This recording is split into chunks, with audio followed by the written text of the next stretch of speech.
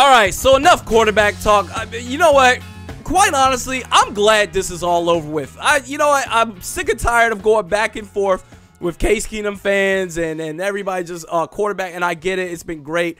But, you know, hopefully this is all over with now. Now, I wouldn't be surprised if anything stupid happens. As a Dallas Mavericks fan, I sat through that DeAndre Jordan fiasco where he agreed to join the Dallas Mavericks. And then, you know, I changed my mind. I'm going to go back to the Clippers. So hopefully Kirk Cousins doesn't do anything like that. But anyway, we're going beyond the quarterback talk. I'm glad this is finally over with. So, more offseason moves that the Vikings should look at. Now, here's the thing. Short while ago, before I start recording this second segment, it came out that it's reported that the Minnesota Vikings traded for Trevor Siemian from the Denver Broncos. Now, my thing is, I praise Rick for going after Kirk Cousins and getting him until the ink is signed. But allegedly, according to Adam Schefter, Kirk Cousins is going to the Vikings. I praise him for that. And I praise him for his aggressiveness, for the sense of urgency in identifying this franchise position. I get that. Good for him. And I said to myself, look, if you're bringing in Kirk Cousins for $28 million a year, you need to be fiscally responsible with the rest of that money. You can't be as loosey-goosey with the rest of the money. You know what I mean? So my thing is this. Trevor Siemian costs $2 million. He's going to be $2 million against the cap.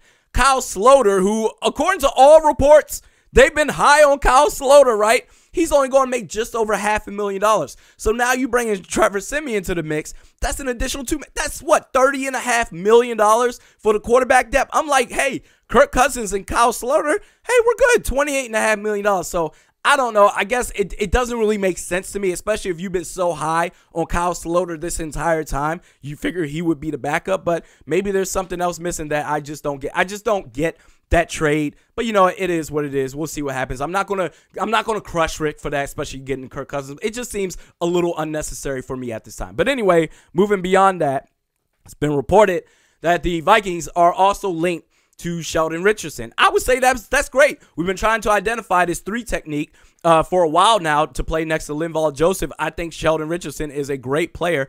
If we can get him, that would be absolutely phenomenal. Then not only that, going back to the previous 3 quarterbacks that we had, Case Keenum, he's going to Denver. Hey, good luck with that. Look, I'm not going to trash this dude. The dude, he had a very good year. Let's see what he can do. He needs to prove himself again. This is a what have you done for me? It is a what have you done for me lately. But then not only that, you need the body of work. You need the body of resume to show that you're legit. Because like I said, we've seen this before where quarterbacks, they have this 1 year and then they fall off the face of the earth. So Case Keenum, he's got his chance to prove it again in Denver. Hey, he's got a chance with Emmanuel Sanders and Demaryius Thomas. They're a pretty good receiving core, even though Demaryius Thomas, in my opinion, I know they've had bad quarterback play the last couple of years, but Demaryius Thomas has had a little bit of an issues with drops the last few years. So we'll see how they do with Case Keenum, and their defense is pretty good as well, even though they just traded Aqib Talib. So we'll see what happens with that. Sam Bradford just got a $20 million deal to play with the Arizona Cardinals. Good luck with that.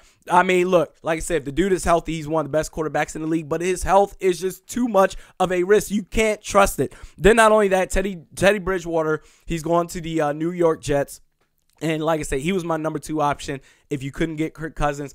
I'm really rooting for him. I think he showed that he has the capabilities of being a franchise quarterback, especially with that god-awful offensive line that he's always had. And the defense was always good with him, but the offensive line never gave him a chance. So I'm hoping, and you know, the New York Jets, they got what's that guy's name? Robbie Anderson. He's pretty damn good. So they got some things to look forward to with the Jets. He has a few weapons to work with the Jets. So we'll just have to see how he does.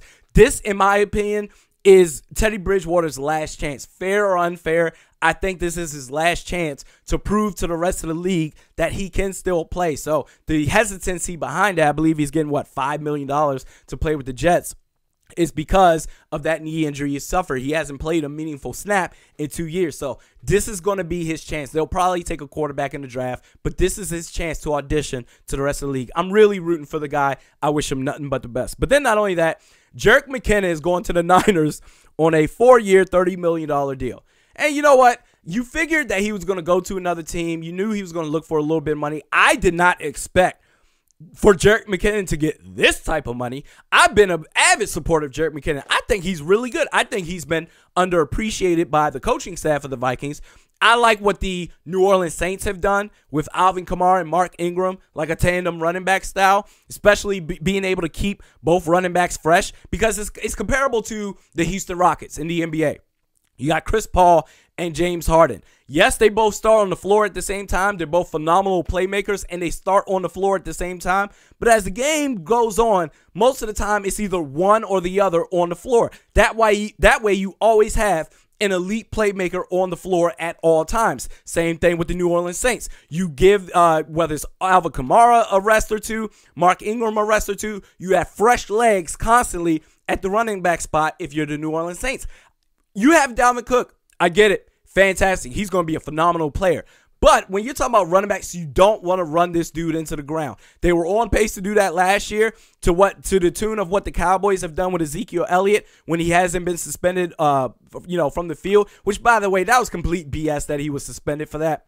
But you know what? It's the NFL. They're going to do what they're going to do.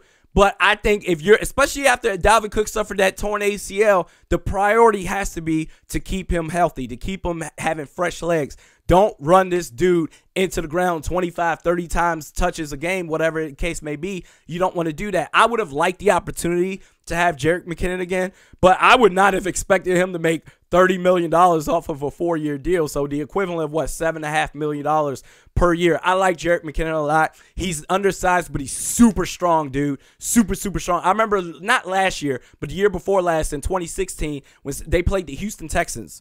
And this was, man, I'm pretty sure this was at US Bank Stadium. I can't remember where it was, but man, there was one particular play. There was a Houston Texans linebacker going through the gap, and you remember that offensive line. There were gaps everywhere. Any defensive lineman could have ran through there, but there was a gap. I don't remember who this linebacker of the Texans was, but he ran straight through, man, and he ran so fast through that gap on target after Sam Bradford, and it was the dude was so fast. The fastest linebackers that I've ever seen personally has been Ray Lewis in his prime and LeVar Arrington in his prime.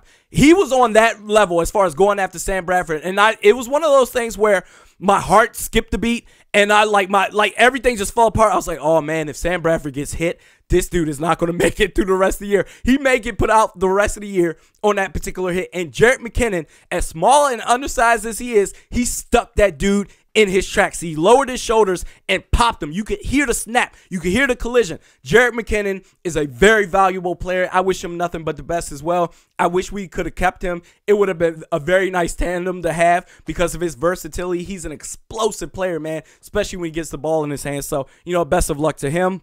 But as far as what the Vikings should do moving forward for the rest of this offseason, number one, obviously, beef up the offensive line. I think Rick Spielman has learned his lessons from years past from neglecting the offensive line. I think you should absolutely take an offensive lineman with the first round pick, 30th overall pick in the draft. If you have to, maybe if there's more depth, like Matthew Collar stated, there's a lot of guards available. If you feel that you can maybe trade back into the second round and acquire more picks, hey, because if you're going to be paying Kirk Cousins all this money, your ability to maybe go after top tier free agents is going to be slim to none. So your draft, that's going to be your baby. So if you feel like you can drop back in the second round and have 2 second-round picks and get multiple offensive linemen, that way that's fine too. But you have to beef up this offensive lineman. I love the fact that we have Pat Elflein.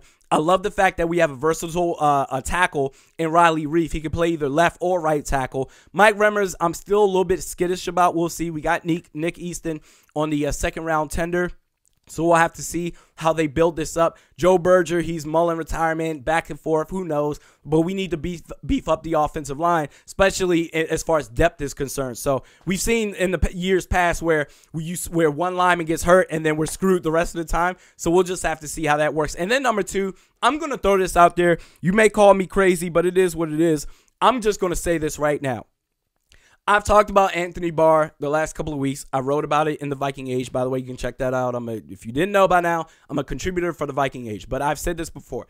Anthony Barr, when he wants to play, he's very comparable to Andrew Wiggins of the Minnesota Timberwolves. When he wants to play, the dude is one of the best defensive players in all of football. Unfortunately, he can't be relied upon day in and day out or game in and game out. Coach Mike Zimmer said last offseason that he coasts a lot, that he's just, whether he wants to play or maybe he dials it back or whatever, you have to be able to rely on this dude. And you know what?